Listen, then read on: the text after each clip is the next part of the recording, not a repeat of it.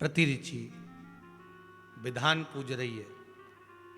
शिव पूजन का विधान क्या है?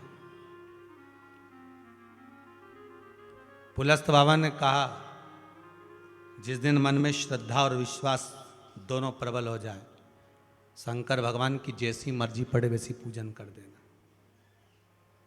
स्त्री के लिए, नारी के लिए पुलस्त ऋषि कहते हैं, भगवान को रिझाने के लिए विधान की जरूरत स्त्री को नहीं है,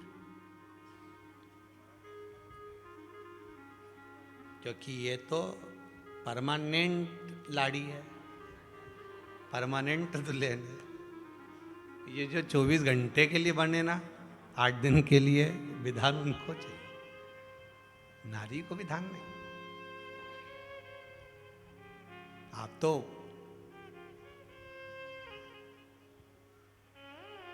अच्छा एक बात बताना, बहुत सुंदर बात है,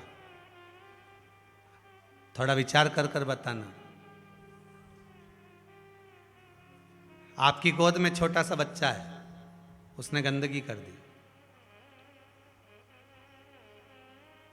आप मंदिर में हैं, महाकाल दर्शन करने गए, छोटे से बच्चे ने छीछी कर दी, गंदगी कर दी, जो भी करना था उसने कर दिया, आपने उसके कपड़ा चेंज कर दिया, वापिस जाओगी, नहाओगी, उसके बाद दर्शन करोगी, उसके बाद जल चढ़ाओगी क्या? अरे बोलो तो। आप सब माताएं बैठी हैं और जितने टीवी पर सुन रही हो सब बोलो, जाकर नहाकर जल चढ़ाओगी क्या? नहीं।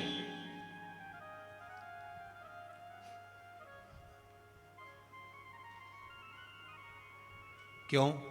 क्योंकि छोटा बच्चा अगर गंदगी भी कर देता है, छोटा बच्चा अगर कुछ कर भी देता है, तो परमात्मा ने कह रखा है इसके लिए सब माफ है।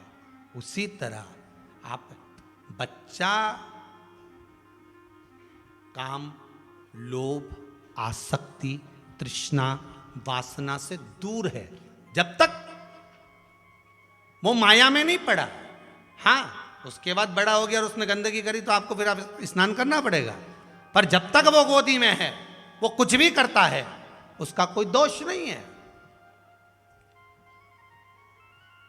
आप भी जितनी माताएं हैं, परमात्मा ने इनको कह रखा है, केवल रजस्वला धर्म के वो 7 दिन आपको शिव का स्पर्श नहीं है, पर अगर घर में छोटा सा बालक है, उसी तरह आप अगर पूजन कर रही हो, कोई विधान आपको नहीं मालूम, कोई पूजन का क्रम आपको नहीं मालूम, फिर भी आप शिव की आराधना में लगी हो, तो ये मत सोचना कि मुझसे गलत हो गया तो शिव रूठ जाएंगे। शंकर जी कहते हैं, कैसे भी ये बीज जो होता है ना, गेहूं का या सोयाबीन का या मूंगफली का, जमीन के अंदर डाल दीजिए, पौधा जमीन के अंदर जाएगा कि ऊपर आएगा? बोलो, जम के बोलो, ऊपर ही आएगा। अब तुमने उसको उल्टा डाला कि सीधा डाला, तुम्हें क्या मालूम?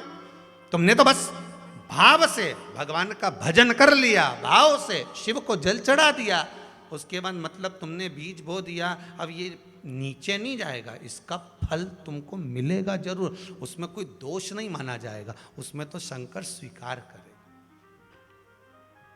कड़प्पा ने तो मुंह में पानी भरा था,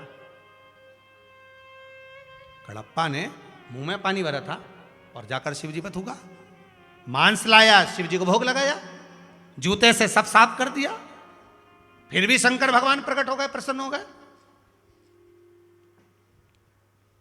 फिर भी प्रसन्न।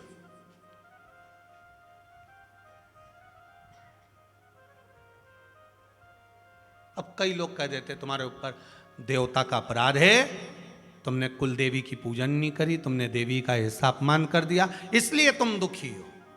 शिव महापुराण की कथा कहती है, श्रीमद् भागवत में भगवान कृष्ण कहते हैं माता यशोदा को, मैया, ए माँ यशोदा रानी, आप कहती हो मैया कि अगर हम इंद्र की पूजन नहीं करेंगे तो इंद्र रुष्ट हो जाएंगे।